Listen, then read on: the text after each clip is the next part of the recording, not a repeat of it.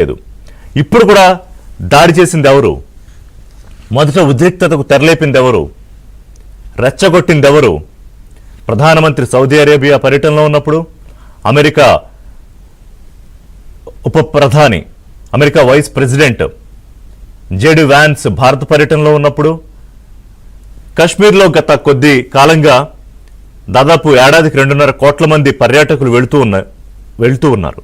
అంటే ఒక పీస్ ఏర్పడుతోంది కశ్మీర్లో. అదే సరిగ్గా పాకిస్తాన్కి ఇష్టం లేని వ్యవహారం.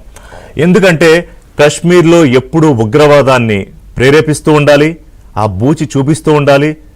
సో దట్ భారత్ని భయపెట్టచ్చు, భారత్ని భయపెడుతున్నామని చెప్పుకుని ఉగ్రవాదం అనే బూచితోటి, మా దగ్గర అణ్వాయుధాలున్నాయనే బూచితోటి పాకిస్తాన్లో మనుగడ సాగించవచ్చు. ఇదే అక్కడ ఆర్మీ చీఫ్ల ఎత్తుగడ.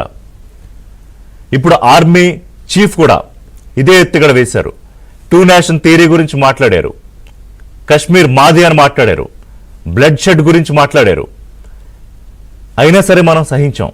కానీ ఎప్పుడైతే వచ్చి కళ్ళ ముందే భర్తలను కోల్పోయి, పిల్లల కళ్ళ ముందే ప్రాణాలు కోల్పోతూ ఏమీ చేయలేని నిస్సహాయ స్థితిలో, సహాయం అర్థించిన దొరకని పరిస్థితుల్లో మీ మతం ఏంటని అడిగి ఐడి కార్డులు తీసుకుని ఇంకా నిర్ధారించుకోవడానికి బట్టలు విప్పి చూసి పాయింట్ బ్లాంక్లో షూట్ చేసి చంపేసి వెళ్ళిపోతే చూస్తూ ఊరుకోవాలా?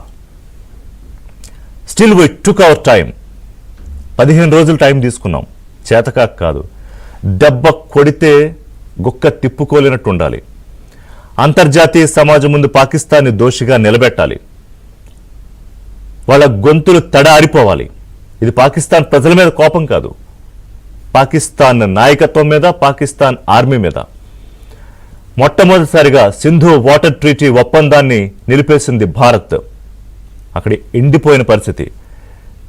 చినాబ్ నదీ జలాలను ఆపేసింది గత 4 రోజుల క్రితం. దౌత్యపరంగా పాకిస్తాన్ని ఒంటరి చేసింది. అంతర్జాతీయ సమాజం ముందు పాకిస్తాన్ని దోషిగా నిలబెట్టింది. But still of course Pakistan వెనకాల ఉండేవాళ్ళు ఉంటారు.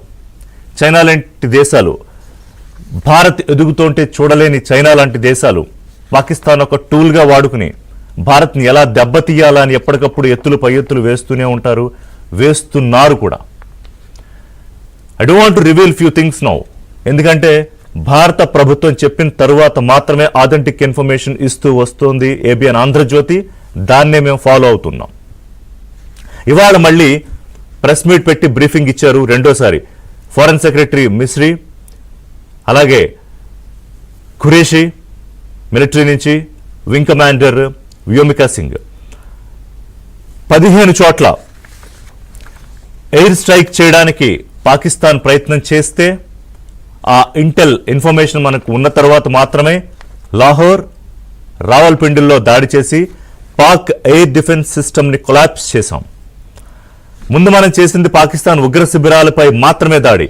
We didn't touch Pakistan Army forces or Pakistan Defense Forces, అలాగే పాకిస్తాన్ సివిలియన్